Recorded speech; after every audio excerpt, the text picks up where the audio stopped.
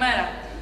Νιώθω ότι χαιρετώ ούτως ή άλλως μέλη της οικογένειάς μου και δεν το λέω και στα παιδιά τυπικά για έναν πολιτικό λόγο, αλλά ουσιαστικά γιατί εγώ διορίστηκα στην Ανατολική Αττική.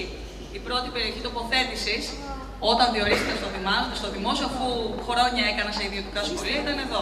Είμαι καθηγήτρια αγγλικών λοιπόν και χαίρομαι που είμαι κοντά σε μικρούς και μεγάλους, σε μεγάλους και μικρούς, σε μια ωραία ευκαιρία που δίνεται σήμερα, καθώς παρατηρώ και παρακολουθώ από την Παρασκευή μέσω των social media, έτσι, διαζώσεις δεν μπορούσα, καθώς είχαμε συνέδριο στους Δελφούς, τη δραστηριότητα και θέλω να επισημάνω τρία πράγματα, παιδιά.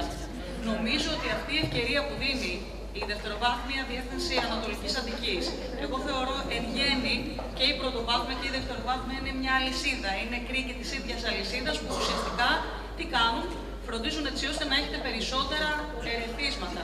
Σε μια εποχή η οποία αλλάζει πάρα πολύ γρήγορα, σε μια εποχή που η τεχνολογία βλέπετε ότι βάζει καινούργιες προκλήσεις, εσείς έρχεστε και μιλάτε για ένα διάλογο που γίνεται μεταξύ των επιστημών και του πολιτισμού.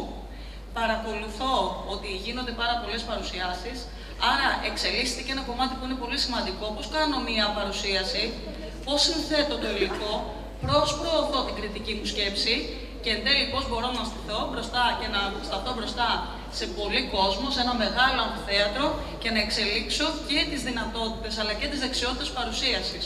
Όλα αυτά μην θεωρείτε ότι είναι μικρά πράγματα. Σας διαβεβαιώ την πρώτη φορά που βρέθηκα μπροστά σε κοινό για να παρουσιάσω κάτι, η καρδιά μου πώς πήγαινε? Φοβερό άγχος, αγωνία. Θα μπορούσα να αποτυπώσω αυτό που είχα γράψει σε ένα χαρτί. Είναι λοιπόν πολύ σημαντικά αυτά τα οποία κερδίσετε σήμερα, γιατί φρόντισαν κάποιοι άνθρωποι γι' αυτά.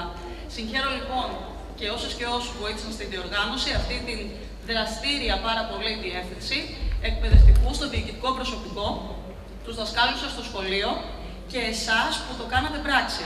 Κοντά μας είναι και σύμβουλοι, άνθρωποι οι οποίοι δηλαδή τι κάνουνε, το μάθημα των αγγλικών, των μαθηματικών, της φυσικής, τα φιλολογικά μαθήματα, φροντίζουν έτσι ώστε να είναι ολιστική προσέγγιση και ουσιαστική, αλλά είναι και άνθρωποι εδώ από την αυτοδιοίκηση.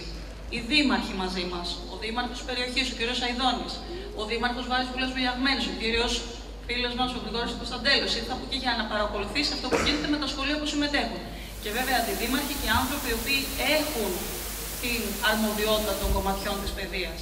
Είμαι και εγώ λοιπόν μαζί σας εδώ, για λίγη ώρα δυστυχώς γιατί είμαι στον δρόμο για το αεροδρόμιο για να πάω σε μια χώρα, Κόσοβο βασικά, στην Πρίστινα, για μια υποχρέωση, μια εκπροσώπηση, αλλά ήθελα οπωσδήποτε να περάσω να σας πω μια καλημέρα, να συγχαρώ την διοργανώτρια αρχή της δευτεροβάθμιας Ανατολικής Αττικής, και το νομίζω πρέπει να φωνάζω γιατί μάλλον το μικρόφωνο κάνει έτσι χάρτη, Ανατολικής Αττικής.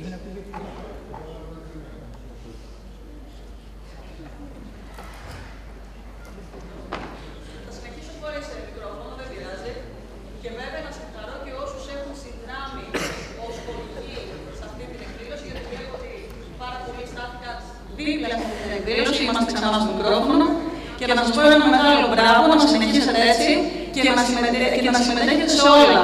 Αν μπορώ να σας δώσω μια συμβουλή, θα ήταν αυτό.